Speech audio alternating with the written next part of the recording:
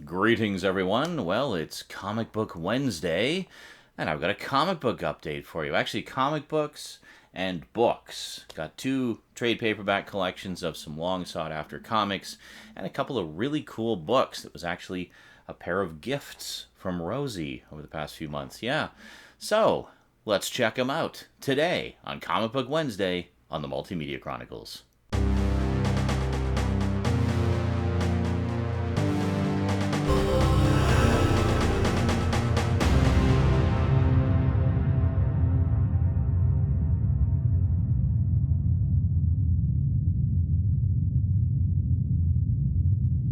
Welcome back.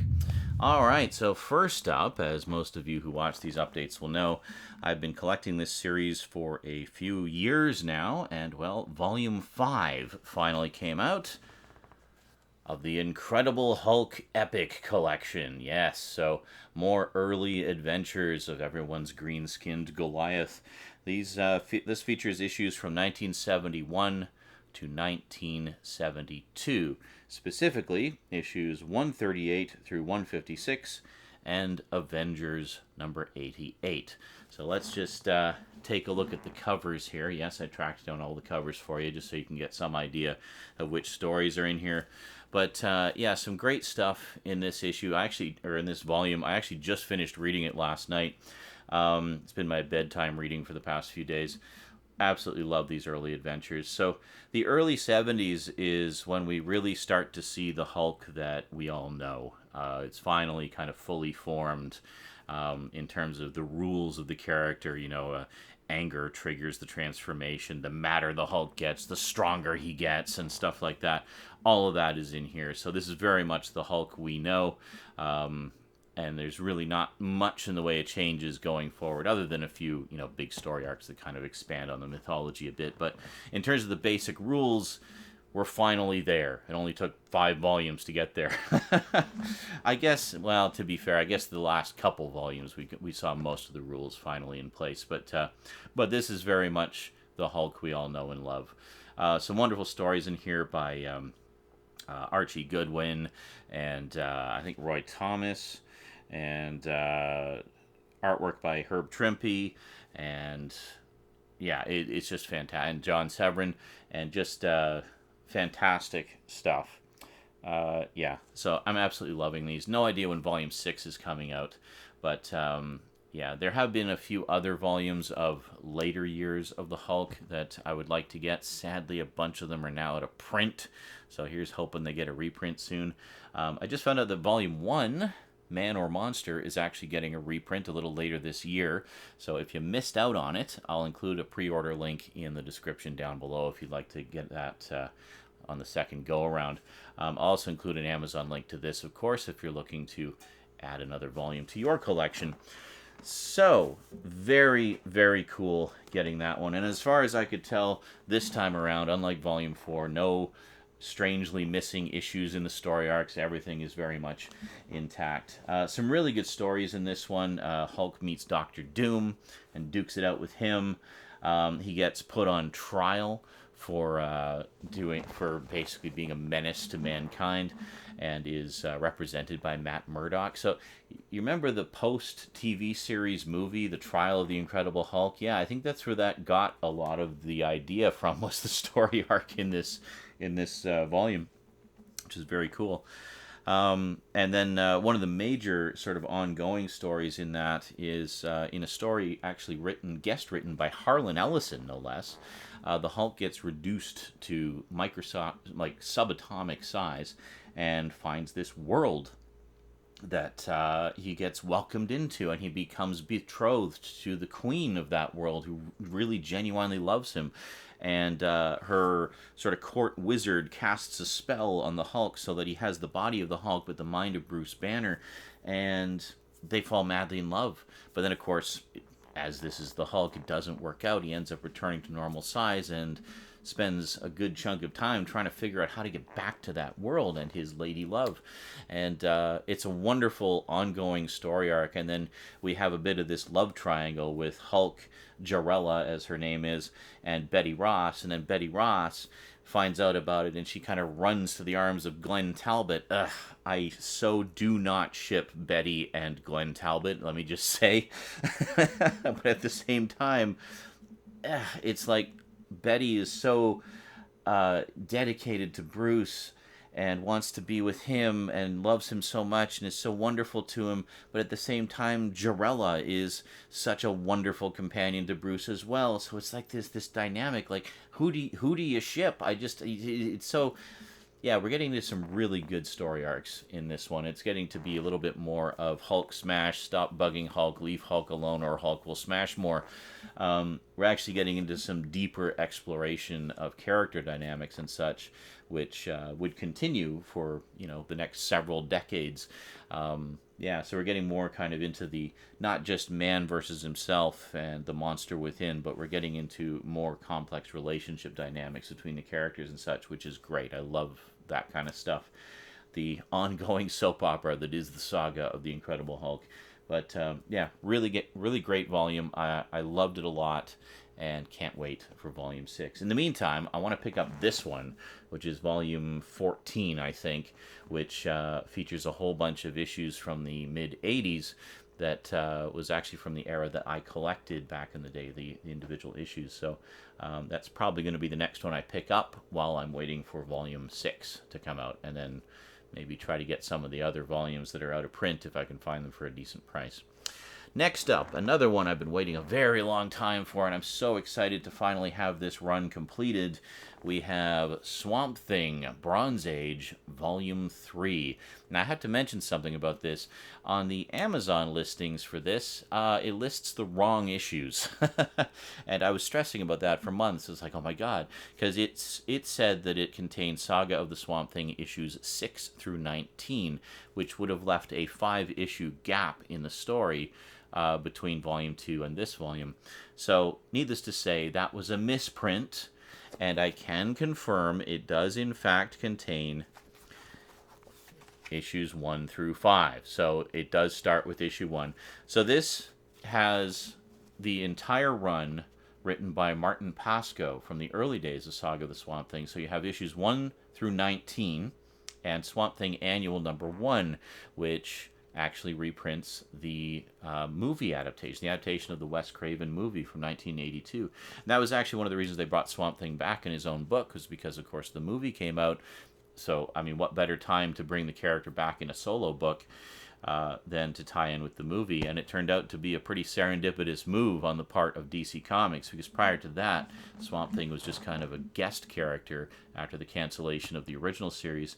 And but what a great move it was for them to bring the character back at that time, because it's been going strong ever since. So, yeah, good job. Not to mention, Martin Pasco's run is so underappreciated. So, if you're wondering about the continuity, this covers every single issue of Saga of the Swamp Thing right up to the issue before Alan Moore took over. So then you can carry on from this into the 6 Alan Moore volumes, and you've got a solid run of every single appearance of Swamp Thing from his very first appearance all the way up to the end of Alan Moore's run. And that's awesome. So for the first time ever, we actually have a full, complete set of the Bronze Age era of Swamp Thing without any gaps. There was the omnibus that came out a few years back, but it didn't have all of the in-between appearances between the two regular series. So Volume 2, which came before this, reprinted all of those. So with the trade paperbacks, you actually have a solid run of the entire Bronze Age era of Swamp Thing right up to Alan Moore's run. So now we have like a solid run of like years and years and years, like literally decades worth of Swamp Thing for the first time ever. So very, very exciting. So I'm thinking next on the list, I'm probably going to reacquire those 6 volumes of Alan Moore's run, because I don't have my old set of it. And the new set is actually better because it includes a lot of additional artwork and additional kind of extras. But it also includes issue 20, which the old set did not. So issue 20 is the one that was kind of the transitional issue where he was tying up some of the loose ends from Martin Pasco's run and kicking things off for his own vision for the character and where to go with the story. So anyway, highly recommend this because Martin Pasco's run was fantastic. He really did it as a good and proper saga. The first 13 issues of that are one continuous epic storyline, which is just amazing. And it was actually my introduction to Swamp Thing back in the day. I, of course, saw the movie when I was a kid, but the first issue of Swamp Thing that I ever owned was, let me just find it here. It was this one, issue number 5 of Saga of the Swamp Thing, which is very much reminiscent of like an old EC horror comic. I mean, it is a genuinely horrific story, and needless to say, I loved it as a kid. I reread that issue so many freaking times and absolutely loved it. And then a few months later, I got another issue, which was this one, issue number 9, which I noticed in reading it, of course, having several issues gap between them, that it featured some of the same characters. So that was the first time I realized that this is an actual continuing story. And years later, I tracked down all the back issues and was able to read that whole wonderful story arc and see those 2 issues I'd enjoyed for so many years as a kid in context of the larger story.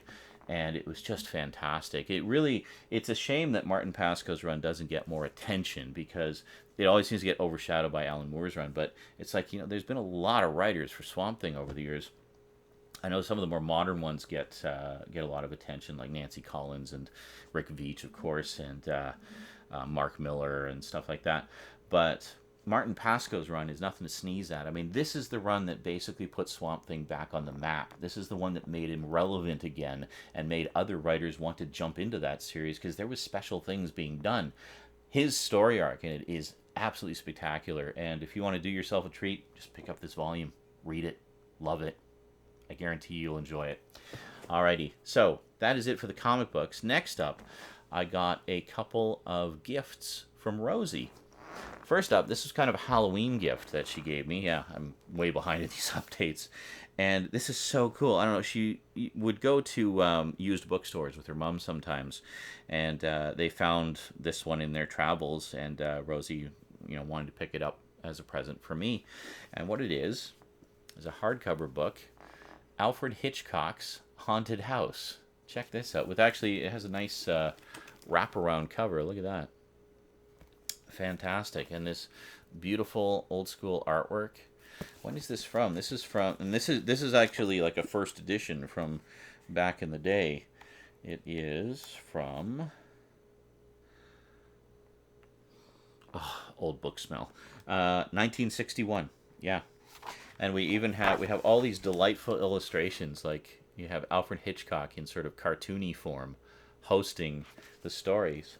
But what it reminded me of was this. Alfred Hitchcock's Ghost Stories for Young People, which you might recall I talked about a few Halloweens ago. So it's very much like a book, almost like a book companion to that. And I checked, a lot of the stories in it are actually the same as the ones that are on the album, but it has a lot more stories because this is, a full-on book, like an anthology of horror stories, or ghost stories, whereas the other one is just, 40 minutes or so of narrated stories. So it's very, very cool. And I was just like overjoyed when I got that. So thank you, Rosie. And for my birthday, another one from the used bookstore. I'm surprised I'd never heard of this one. We have English translation of this wonderful Russian dystopian fiction book that actually predates 1984 and Brave New World, but it's very much of the same type of story about a totalitarian dystopia and whatnot, written by Yevgeny Zamyatin. The acclaimed translation by Mira Ginsburg. So, so basically some dystopian science fiction. Like, wow, my kid really knows what I'm into. Like, it's kind of scary just how tapped into what Daddy likes she is. But yeah, really going to enjoy this. This sounds like an amazing companion piece to stuff like 1984 and Brave New World. And I actually kind of want to do like a series on that type of fiction at some point. It's something I kind of had on the back burner for a while. So this will make a very nice addition to that series of videos whenever I get around to doing them. So again, thanks very much, Rosie. That's awesome. Alrighty, folks. Well, that is it from me to you for now. If you would like to get any of these, be sure to check the description for Amazon links. I don't know how available this one is, but I'm pretty sure this one probably has a recent printing I can find for you. And then, of course, the graphic novels I'll include there as well. Plus a link to Volume 1 of the Incredible Hulk one because it's getting a reprint. So as always, thank you to those of you who use my Amazon links because that, of course, does go to support the channel quite directly, and I really appreciate that, so thank you. Alrighty, well, big thanks to you for watching. Big thanks to my Patreon sponsors. Be sure to catch me on Twitch. I stream just about every day, and I will see you next time. Until then, thanks for watching, and sayonara.